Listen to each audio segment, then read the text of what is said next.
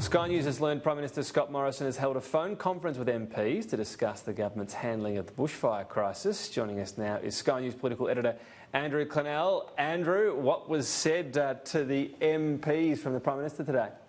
Interesting thing, Tom, I think, is that the Prime Minister raised the prospect of a National Royal Commission into the bushfires.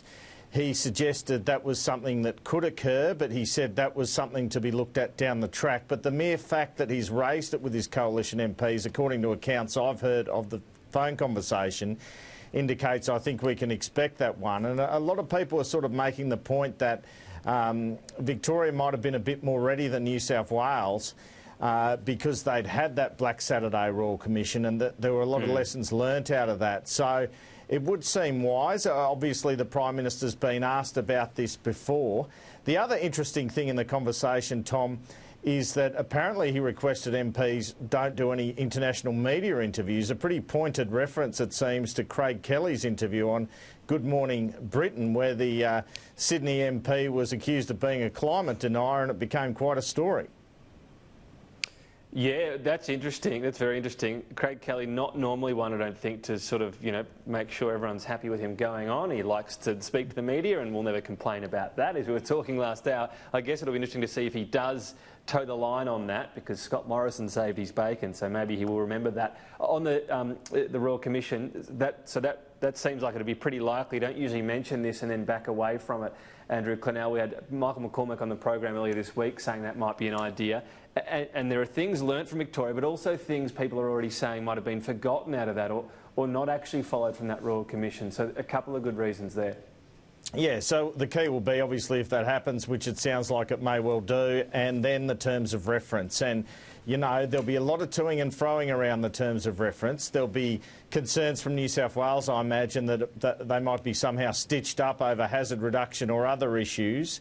And, of course, there's dangers for your local agencies and state governments out of that in terms of their response. So I wonder if they'd be keen to see, the federal response looked at, even though it's not, technically their responsibility, as well as the state response. But those terms of reference would be hotly debated. And again, as we spoke about last hour, with the fire perhaps going another fires perhaps going another 2 to 3 months, it'd be after then you'd expect that sort of announcement. But clearly the fact that PM's mentioned it, I think about 15 minutes into the phone call, but still he's mentioned it, indicates to me that he's really seriously thinking about it.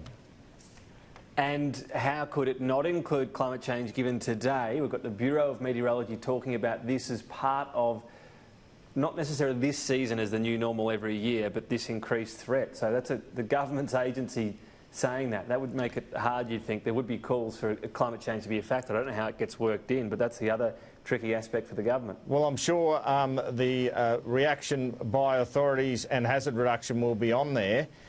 Climate change, yeah, it'll be interesting to see if it is. I might note that my account of the phone call, the phone hookup, is that Mr Morrison didn't mention climate change once. And he also didn't talk about any sort of stumbles that he's had. Well, we'd expect that. But it was pretty much talking about the grants that he announced today, thanking MPs, for who've been working in their local areas, telling them about the grants, and then there was no Q&A, and then there was this suggestion around a potential Royal Commission into the future. Yeah, it might be dangerous to hold a Q&A right now, I suspect. Andrew Clennell, thank you for bringing those details of that call to us. Thanks, Tom.